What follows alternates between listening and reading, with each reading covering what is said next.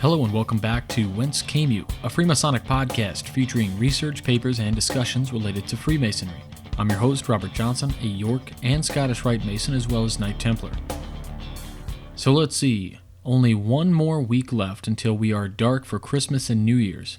There will be blog posts and Facebook posts and the like, but no audio for the weeks of the 24th and the 31st. I want to mention I haven't heard any suggestions for the PDF Masonic book this year, so I will pick one unless someone has a suggestion by the 13th of December, 2012.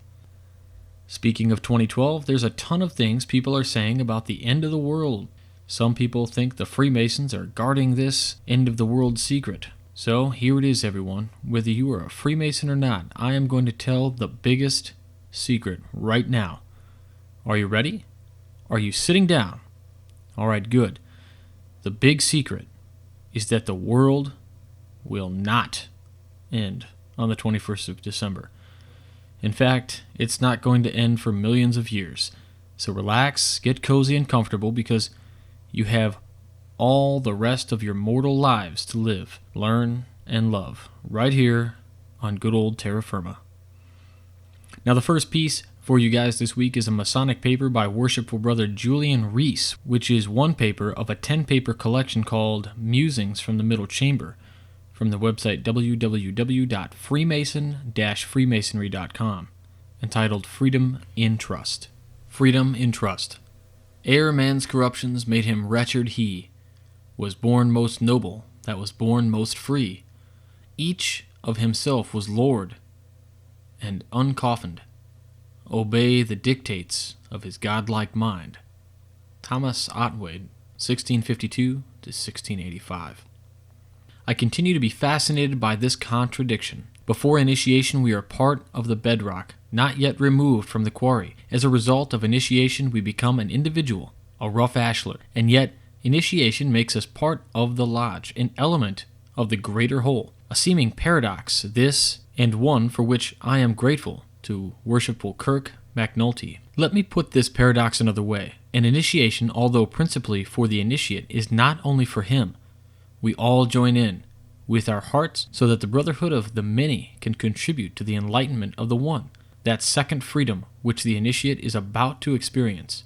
So, it's a collective endeavor, yet it's also an individual undertaking. The initiate takes the step freely. Only he can do it. Nobody else can do it for him. And he can do it for nobody but himself. Before we attain to the freedom granted by initiation, we need to be free in ourselves, a sort of two-tier freedom. I suppose many thousands of words have been spent searching for the exact nature of this basic freedom which the ritual requires before initiation, and many interpretations have been put on it. I think of it like this. We talk about trusting the initiate, that he will become a true and faithful brother among us, but in fact, he does not know where he is going, or what will happen. It is he who places a greater trust in us. True freedom, then, is in trusting those around you. It is a trust in which the first bond is forged. It is like a leap into the unknown because you trust those who have brought you to this place, no matter what the outcome, good or bad. And as Michael Bagan points out, you have to have insight into what's happening in order to be truly free, not blown about by every passing wind. The ceremony of initiation comes as something new, yet the initiate must have a sense of impending dawn, a spiritual birth, an awakening, a focus for all his aspirations. Now we are going to use the words for the ceremony to initiate this candidate. In another article, I suggested that in learning the words and actions of a ritual, we are merely sharpening the carving tools, imitating the operative craftsmen of old. We are not actually carving the stone. The words and the learning of them are the form of our vocation as Freemasons, not the content. Of course, the carving tool should be bright and sharp, but endless repetition of the words of ritual does not lead us to self-knowledge, enlightenment, spiritual growth, or moral development. So how are we to go about this? What is the secret of meaningful rendition of ritual? The answer lies in the one word, heart. We need to feel what we are doing, or the effect will be blunted. Let me give you an allegory. Some years ago, a friend taught me some of the principles of wood turning. The piece of advice that has stuck most firmly in my mind is just rest on the chisel. Don't put pressure on it. Let the wood do the work. It's certainly true of wood turning, as I found. I think it's probably also true of Masonic work. The relationship between the initiate and the lodge is a very special one. The individual is out on his own, in a sense carried along by the collective, borne forward on the wind of goodwill, harmony, and love. Fanciful? I don't think so. We are living in a wicked world where all kinds of disharmony and evil are seemingly allowed full reign. By turning aside for a moment from the jarring sounds of war, injustice, suffering, chaos, disagreement, and discord, and concentrating on real values in ourselves and in our collective pursuit of spiritual advancement, we gain real strength, real inner nourishment. Here is a flight path we can follow, leading us even to the throne of God Himself, where nothing is required of us either as an initiate or a participant in the initiation except goodwill, harmony, and love. As regards your rendition of the ritual, don't worry too much about the effort you put into it, as long as you know the words in essence. Feel the principles of what you're doing, the heart, the light. Let them do the work. Alright, next I have to mention the Apple and Android app, which let you listen streaming and have access to the papers we read on the show as well as Masonic mobile wallpapers. Secondly, you can get the Stitcher Smart Radio app. It works the same way except there are no bonus features. Just be sure to support the show by using the promo code Whence with no spaces, so Stitcher Smart Radio makes a $1 contribution to help keep the lights on. Moving on, I heard a poem this week. It was at a Masonic funeral. I heard it and thought, wow, this poem really does embody one of the things we try and do in Freemasonry.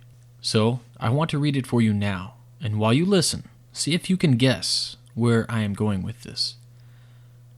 An old man going a lone highway came at the evening, cold and gray, to a chasm vast and deep and wide, through which was flowing a sullen tide. The old man crossed in the twilight dim. The sullen stream had no fear for him, but he turned when safe on the other side and built a bridge to span the tide. "Old man," said a fellow pilgrim near, "you're wasting strength building here. Your journey will end with the ending day. You never again will pass this way. You've crossed the chasm deep and wide. Why build you this bridge at the evening tide?" The builder lifted his old gray head. "Good friend, in the path I have come," he said, "there followeth after me today a youth whose feet must pass this way. This chasm that has been naught to me, to that fair-haired youth may a pitfall be. He too must cross in twilight dim. Good friend, I am building this bridge for him." And that was called The Bridge Builder by Will Allen Dromgoole. So now that you've heard it, it's not long or anything, in fact very short and sweet, but I am sure you understand now that Freemasons are always at labor trying to leave this world better than when they came into it, to relieve the distressed, to make life easier for the new generations. Next is a piece from the Freemasons for Dummies website. I love this post because it has feeling, and it will lead to this week's famous Freemason. And to start this off, I want to tell you that the article is called The Death of George Washington. But George Washington is not the famous Freemason. To enlarge the sphere of social happiness is worthy of the benevolent design of the Masonic institution, and it is most fervently to be wished that the conduct of every member of the fraternity, as well as those publications which discover the principles which actuate them, may lead to convenience mankind, that the grand object of Masonry is to promote the happiness of the human race. I sincerely pray that the great architect of the universe may bless you and receive you hereafter into his immortal temple. George Washington. On Thursday, December 12, 1799, George Washington rode out to inspect portions of his 5 farms, as he had nearly every day since the end of his presidency. Unfortunately, on this particular day, he was caught in the rain, wind, and sleet of a terrible winter storm. When he returned that afternoon, his hair caked with snow. He was quite wet in spite of his woolen greatcoat. The next day, he went out into 3 inches of new snow and freezing weather and insisted on marking trees he wanted to cut down.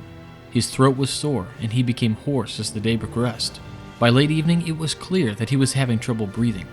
On Saturday morning, he had a severe fever and could hardly speak. He asked his personal secretary, Tobias Lear, to send for his family physician, Dr. James Craik, who had served with the general during the French and Indian War, and all through the Revolution. Washington's wife Martha also sent for Dr. Gustavus Brown, who was living across the river from Mount Vernon in Maryland, in case Craik was otherwise detained. Washington anticipated that Dr. Craik would prescribe bleeding to draw off the bad blood that was believed to cause fever and illness, so he had Lear send for Alban Rawlins, one of Washington's overseers from his nearby Union farm, a veterinarian who was also proficient in the practice of bloodletting. The general wanted him to get an early start, even if the doctors hadn't yet arrived. Martha was alarmed over the amount of blood that Rawlins drained from her husband, even though Washington kept encouraging him to draw more. Dr. Craik arrived shortly thereafter and concurred that bleeding was the proper treatment, especially since the general couldn't manage to swallow any throat-soothing mixtures that were offered. One attempt to gargle nearly choked him to death. Craik drew more blood, but he had desperately wanted another opinion.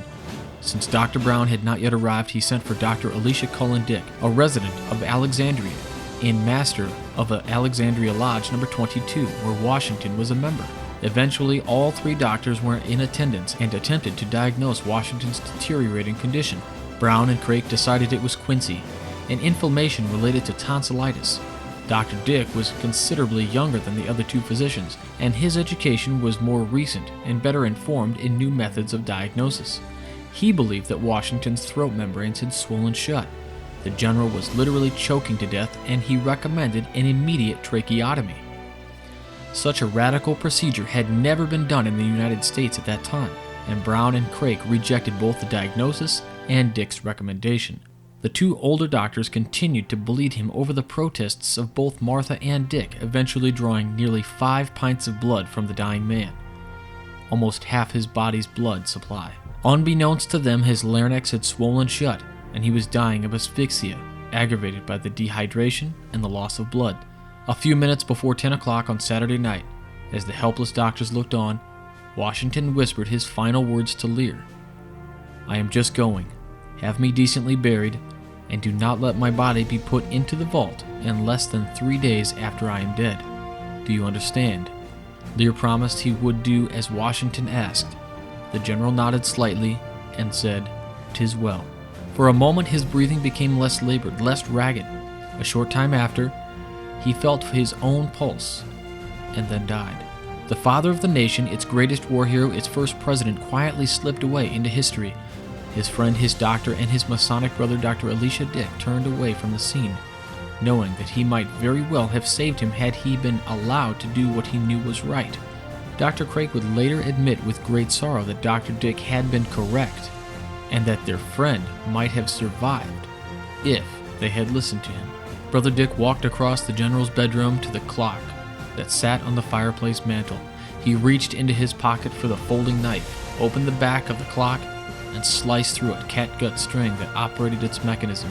The ticking stopped, and the hands froze at 10:20, where they remain to this day in George Washington's Masonic National Memorials Museum.